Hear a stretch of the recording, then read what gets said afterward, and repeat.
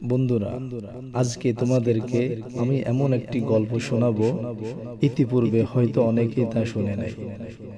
গল্পটি হচ্ছে, এক ব্যক্তি লোকমান হাকিম রহমতুল্লাহি আলাইহিকে প্রশ্ন করতেছিলেন, হুজুর, আপনি এত আদবওয়ালা কিভাবে হলেন?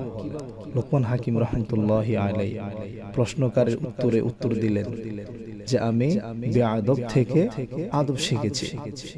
তখন প্রশ্নকার আশ্চর্য হয়ে বলল, হুজুর, তা কি সম্ভব? বেআদব থেকে তো বেআদবই শেখা যায়, আদব কিভাবে?